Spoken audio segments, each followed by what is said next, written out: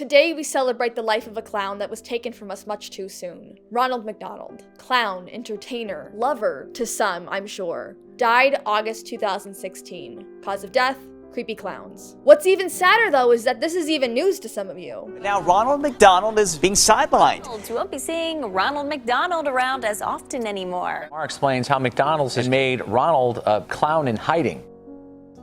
Let me set the stage. At the time of this announcement, clowns were all the rage. Or rather, clowns were putting people in a rage. 2016 was the year that murderous clowns allegedly started appearing in the wild. Whether it was a promotional stunt for It, which was coming out the following year, or whatever, clowns were everywhere. McDonald's ultimately responded to these sightings by retiring Ronald. McDonald's and franchisees in the local market are mindful of the current climate around clown sightings in communities, and as such are being thoughtful in respect to Ronald McDonald's participation in community events for the time being. This is the statement McDonald's put out announcing his death. Period. End of story. Or is it? Well, other sheeple just accept this excuse at face value. I don't buy it. Ronald McDonald is McDonald's. Ronald is, or at least used to be, the second most recognizable figure to American children behind Santa. Why would McDonald's get rid of a 60-year-old mascot that basically is the company because a couple of doofs in rainbow wigs and face paint were caught chilling in public? It's not right for McDonald's to take away Ronald. Ronald didn't do anything to anybody. And now, almost 10 years later at the time of making this video, as McDonald's is going hard into their Grimace and McDonaldland nostalgia advertising, Ronald is nowhere to be found. What the fuck, McDonald's? Listen, I've loved the thick boy since before he became the internet's thick boy. My god, the socks.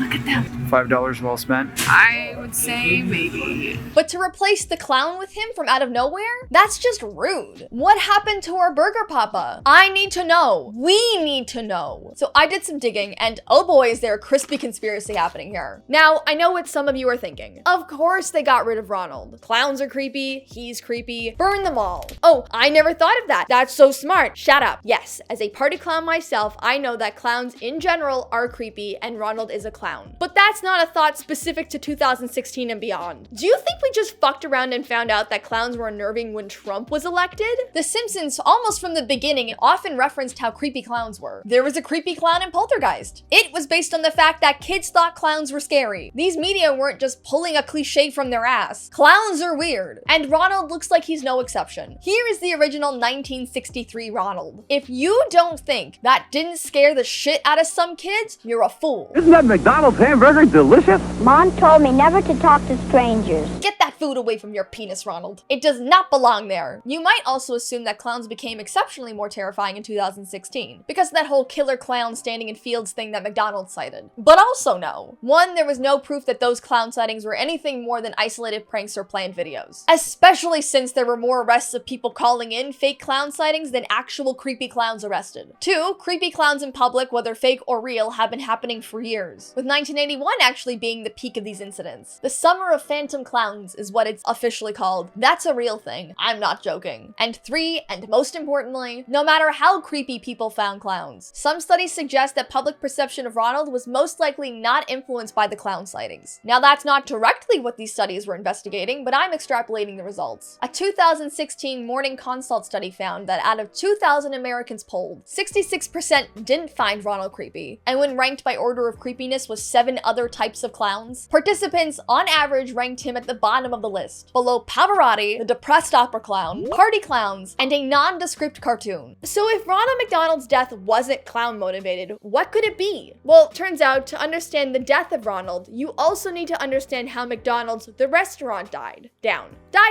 The story starts in 2002. If you know anything about the history of McDonald's, and I'm assuming most of you do, then you remember one of the most famous McDonald's lawsuits ever to make its way to court. Pellman versus McDonald's. The case summary is that 2 teenage girls sued the company claiming that eating their food made them overweight. These girls were ridiculed when they filed this lawsuit. The case may have happened over 20 years ago in a time where not everyone had the internet, but it wasn't a secret that McDonald's was bad for you, therefore public humiliation. But there was a lot more nuance to these girls' suit than everybody assumed. Their main argument was that while they chose to eat McDonald's marketing campaigns and advertising tricked them into thinking that the food wouldn't hurt them as much as it did, with the company making claims like the fries had no cholesterol and could be eaten every day. And since they were kids kids and didn't know better, they couldn't see past the false claims. The teens eventually lost the case, with the rebuttal being that even though they were young, they should still understand when something is bad for you. Like how almost all kids know that drinking is unhealthy. But the difference between alcohol and fast food, which I don't know if they brought up in the case. While children understand that drugs and fast food aren't great for you, alcohol isn't marketed directly to children. But McDonald's is. In fact, for most of its existence, McDonald's marketing strategy has been kid and family focused. From the beginning, McDonald's founder, Ray Kroc, would pick new restaurant locations based on the locations of schools. That way, kids with disposable incomes could buy burgers during or after school without their parents there to say no. This kid-targeted strategy spilled into how the physical architecture of the restaurants were angled. As a low-level amusement park where families could buy food, complete with Happy Meals with toys, My Boy Grimace, fun bibs, and of course, a clown. By focusing on children, McDonald's could simultaneously play the long and short games. Long-term, you get kids brand loyal from the beginning so they keep coming back as adults with their children and the cycle continues. Brand imprinting for later actuation in life.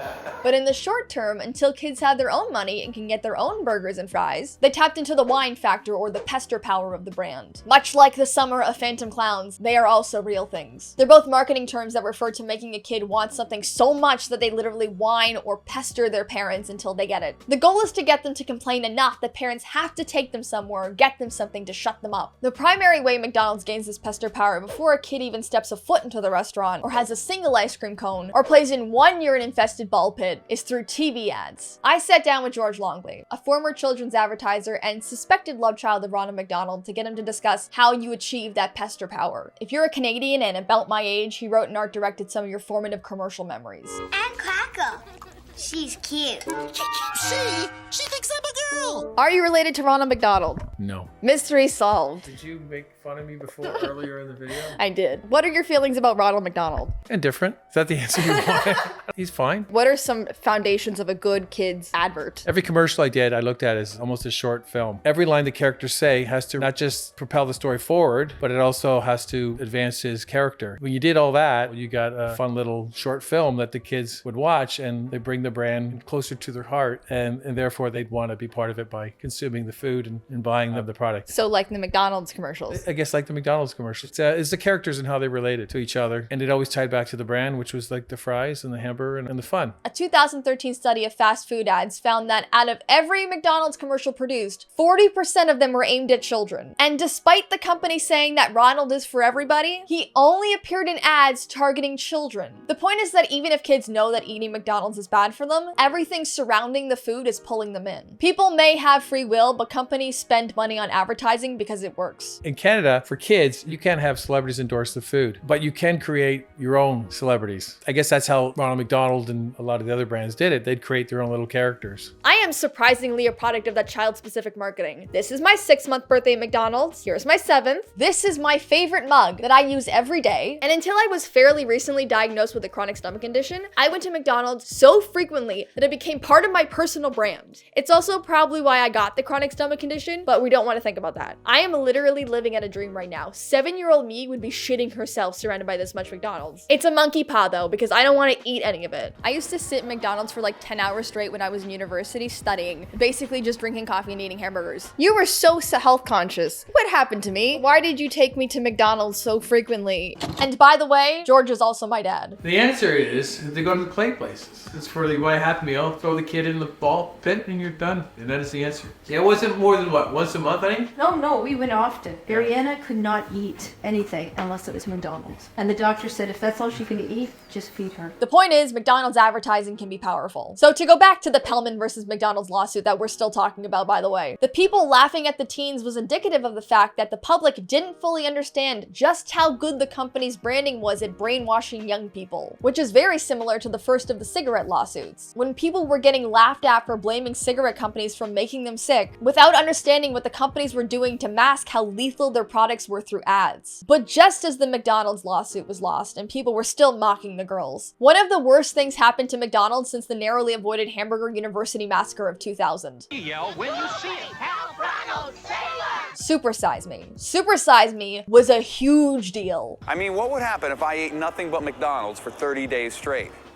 Would I suddenly be on the fast track to becoming an obese American? Before the documentary, people knew fast food was bad for you, but they didn't realize just how bad and how fast it could destroy you. Granted, there's a lot of controversy around Super Size Me and whether or not it was faked or not, but like, the point stands. McDonald's is really bad and people didn't realize how really bad it was. Super Size Me didn't just kick off an entire cultural health trend, it forced McDonald's to drastically pivot their marketing strategy. They got rid of the supersize option while pretending they organically wanted to be more health conscious. Prior to the film, they leaned hard into burgers and fries and nuggets and the occasional pizza, which by the way was their best menu item. After the film though, they pushed oatmeal, kale, wraps, you get the idea. And in terms of their kid offerings, they made two notable changes. They added apple slices to the Happy Meals and changed Ronald a little. Ronald went from being fun-loving to fun-loving and sporty. He promoted exercise and a healthy lifestyle while at the same time shilling for a fast food company. So they shook things up a bit and everyone chilled. For a bit. That is until Corporate Accountability International attacked. Well, it's getting hot in the kitchen, but it's not the French fries feeling the heat, it is Ronald McDonald himself. For 2 years, 2010 and 2011, this consumer watchdog group whose claim to fame was killing Joe Camel started showing up at the annual McDonald's shareholder meetings, protesting to both retire Ron and get him out of schools. Because at this point, Ronald was doing public appearances and sponsored several youth programs. And by sponsored, I mean sponsored. Obviously, he didn't use his own money. He's not real. He doesn't have real money. They called Ronald the Joe Camel of fast food, which is unfortunately not a sexy name. In 2011, they took out a full-page ad in the Chicago Sun-Times against Ronald, saying doctors' orders stop marketing junk food to kids, got 550 health groups and professionals to endorse their efforts, and launched a full-out Retire Ronald campaign, complete with protests, fun graphics, and a website that's pretty entertaining to explore. The more you know. Corporate Accountability International had thrown their full weight behind killing Ronald McDonald's for killing kids. Corporate Accountability says a recent poll shows 47% of people think it is time for Ronald to retire. If the fate of Joe Camel was any sign, Ronald was done. Or not. Because despite the backlash towards using a literal clown to get kids to eat hamburgers, the executives went hard. Some of their bolder attempts at defending Ronald included statements like, he's a force for good. He communicates effectively with children and families around balanced, healthy lifestyles. And you don't see Ronald eating the food, all implying that they knew how influential he could be to children. My favorite quote, and you can quote me quoting McDonald's at the time, Ronald is here to stay. They said all of this on stage, but behind closed doors, they were strangling Ronald. According to the director of Corporate Accountability International, while they'll publicly defend him on the stage of shareholder meetings, there's clearly been a quiet pullback of Ronald, which makes sense because even before his death in 2016, Ronald wasn't doing well with the public. According to Ace Metrics, a company that measures the effectiveness of other companies' ads, Ronald had fallen flat with many consumers noting their disdain for the clown. And since McD's focused their advertising on kids and 60% of their kid spots had Ronald in it, they were basically screwed. So while McDonald's CEOs were still blindly defending the clown to shareholders, behind the scenes they were slowly tweaking him and adjusting him to win back consumer favor. Their efforts led to two major events that happened in 2014. Remember the smiling Antichrist Happy Meal? The ones that didn't talk but stared at you with their wide mouths and teeth barred in dark hallways that you didn't even realize McDonald's had? His name was Happy. He was originally a European McDonald's mascot, but they brought him into a more international position, becoming the literal face of McDonald's kids. Happy was the restaurant's attempt at mimicking Minions, who were at the height of their popularity at the time, with kids. They're currently killing it with wine moms. Happy was small, directly marketed the food without shilling it, being a literal Happy Meal box and everything, and was more customizable to brands, which is important as the biggest selling point for Happy Meals is the toy. Ronald can't do any of that stuff. He's just like a 30-year-old guy that really likes full coverage foundation. Slay, but like not what kids want. So like, what do you think are some of the positive elements of Ronald that would work for children's advertising? He's colorful, you know, animated. I mean, animated in action. So he's fun to watch, like most clowns. It did get weird when he was more friendly than you might be. We've seen those commercials, right? You know, if you want to talk to someone else who works in kids media, you can talk to my friend from the UK, Joel Jessup. He's probably a good person to talk to. What was your feelings about Ronald McDonald? So McDonald's, it was like a little slice of America, and Ronald McDonald was kind of part of that. We didn't really understand him. You're not really supposed to take him seriously, I suppose. He's not really like a great statesman or anything. If you're sort of talking about like British ad icons, you had like Coco the monkey. So that was all done with cartoons, but Ronald McDonald was just a guy. There's an element of uncanny valley to him, which is weird because he was just a man wearing makeup. Now they couldn't just replace Ronald, the mascot they had stood beside for so long and just viciously defended against health activists. Chicken nuggets aren't good. Instead, they shifted him to market to the people that very recently resonated with him. My people, millennials. With that, Ronald was rebranded from his regular jumpsuit to sexy-ass formal attire and cargo vest options. And he finally got on social media. Oh god, we've been waiting for it. Apparently though, none of these mascot changes mattered, because 2014 was also McDonald's worst financial year in like 30 years. This is the first time they had a negative net income, with a 1.9% decline in sales. Don't get me wrong, if any other fast food company made the amount that McDonald's did that year, they'd be in the black all day, baby. But McDonald's had a stronger image to maintain. There are a couple of theories on why they lost so much profit. First, they were focusing too much on healthy food and promos. They forgot why people liked them in the first place and had to win back customers every time they pushed something novel. Second, people weren't going to McDonald's as much as they used to. You see, millennials, the people who grew up with McDonald's who they were now trying to pander to, were now adults with disposable incomes and kids. Circle back to the long-term strategy we talked about. But what's so interesting about this generation of parents was that they were the first to grow up with Super Size Me as an informational anti-McDonald's juggernaut. We were the first generation to grow up knowing just how bad their food and their marketing ploys could be for you. We were also way more health-focused than previous generations. Nope. Full fat is not good. It's full fat's good. Oh, okay. And this really didn't mesh well with McDonald's reputation of having subpar food. Customers reported McDonald's food as being cheap and gross. But every time McDonald's tried to break that stigma by raising prices, people stopped going because cheap was one of the things that appealed to its existing customer base. Thus, the inevitable and crushing failure of the gourmet build-your-own-burger campaign. Even I, a fervent McDonald's fan, refused to try it because of the price. Given all that, as millennials got older and had their own kids, they just didn't take them to McDonald's. No amount of brand loyalty or pester power can compete with a motivated person born between 1984 and 1995. Instead of fast food, young people were turning towards fast casual restaurants, like Panera Bread, Starbucks, or their biggest competitor and soon-to-be inspiration, Chipotle. Fast casual is a hard and abstract concept to explain, but essentially it's upscale fast food. Like Garbage 2.0. It's a fast food restaurant that emphasizes fresher, slightly better quality ingredients, with socially conscious activity and higher prices. They want you to feel like they're being honest, or you can trust them, but it's still junk food. Now that doesn't mean the food is good for you. Chipotle is still chips and burritos, and Five Guys is still mass-produced burgers and fries shoved at the bottom of a bag. But it's a tickle more substantial and wrapped in a health halo. A health halo is when restaurants package their food in marketing that implies freshness, artisanship, and health. This fast casual and health halo model only works because for millennials and younger generations, health and healthy behavior isn't necessarily about what's good for you, but about what they believe to be socially conscious and sustainable behavior. As said in Super Size Me 2, yes, there's a second one. Younger consumers see quality ingredients and transparency as better for them. Right. This is what basically gives them the perception of health that becomes their reality. Yeah. But generally they are led by indulgence and craveability. So when they go out, 90% plus of consumers are going after the fried or crispy food versus the grilled. Basically, we don't care about our bodies. We want what's bad for us, but we want to believe it's doing good. So that's why in 2015, in an attempt to regain the restaurant's former glory, CEO Steve Easterbrook announced, McDonald's will be more progressive around our social purpose in order to deepen our relationship with community issues that matter to our customers. And with that, their marketing shifted again, this time with a focus on love, social connections, calling your mom. Dial up your mom,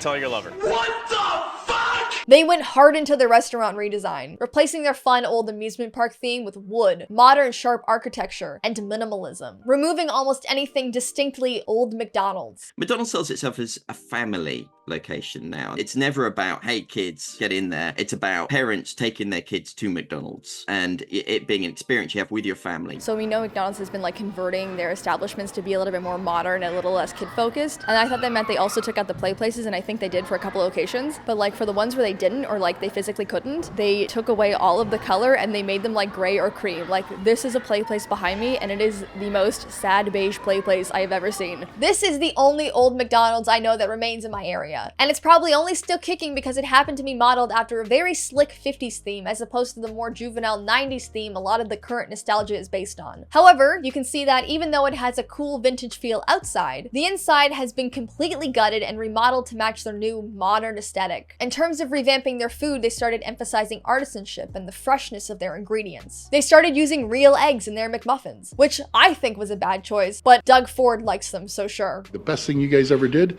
is make those real egg sandwiches. sandwiches. People who live in Ontario will get it. They revamped the packaging to stop showing the food and started adding more colors to their palette to stay away from the standard yellow and red people associated with McDonald's and their gross food. So for example, this is the cheeseburger packaging and it doesn't look like it belongs to McDonald's brand when it would have used to. And this is the one for a regular hamburger. Again, the red and the yellow are not there together, so it doesn't look like it's as bad as it used to for you. They did everything they could to distance McDonald's from McDonald's. The one thing they didn't do though was change the food. They continue to be terrible, but I'm disappointed every time for some reason. I want it to be good. It hasn't gotten better. It was fun, cheap food. As you get older, you get smart enough to realize that a Big Mac isn't good for you. My vice now is coffee, and that's why I got back to McDonald's. You grab a coffee, you can have a computer, you can work there, and you have a nice little office away from home. And this is where we get back to Ronald. Because their 50-year-old clown mascot didn't fit into their new upscale brand, they took every ounce of him out of the restaurants and removed those big huggable statues from the front entrances. But they didn't make him stop public appearances. While Ronald was weirdly absent from ads in restaurants, he was still doing the school and community event circuit. In 2015, you could still go to select McDonald's franchises and book him to come to your school to teach about literacy or bike safety or whatever he teaches about. He wasn't directly selling food, but he was, of course, inadvertently pushing burgers. Ronald is McDonald's. The other day, I asked a fellow millennial friend if they remembered Ronald, and they said they thought he founded McDonald's. That's how McDonald's Ronald is. It's his last name, leading us to the final straw that broke fast food Joe Campbell's back. Flashback to 2014. Then CEO Don Thompson said at the annual shareholders meeting that you never see Ronald in our schools and at our restaurants. Corporate Accountability International had a field day with this because obviously Ronald was still being paraded around. This statement also signaled that company executives recognized that no matter how much they said Ronald didn't peddle food, they knew what effect he had on kids and their want to eat the food. This is delicious.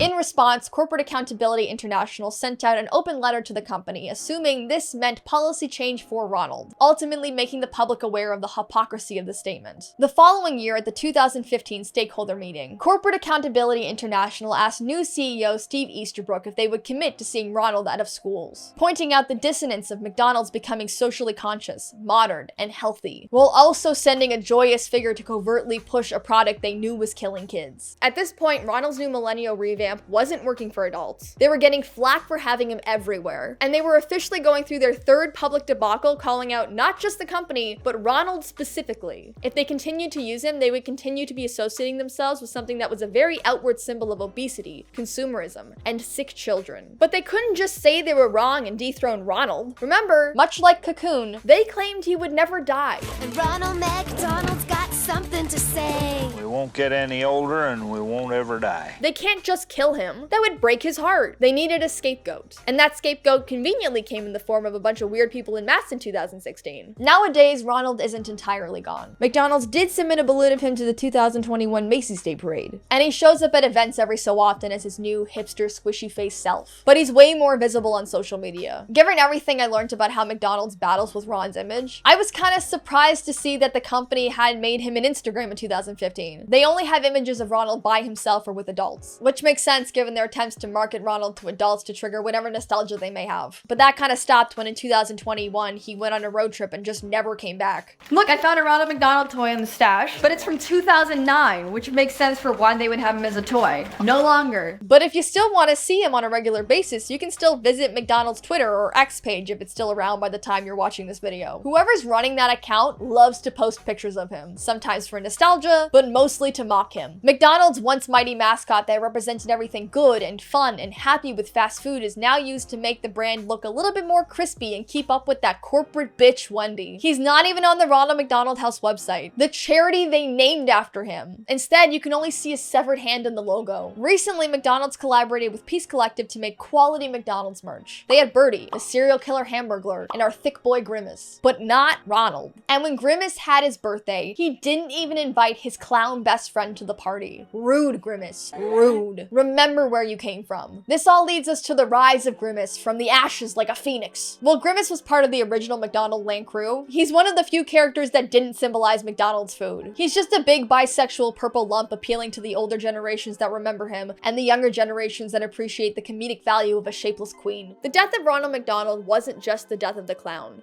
I'm sorry for your loss.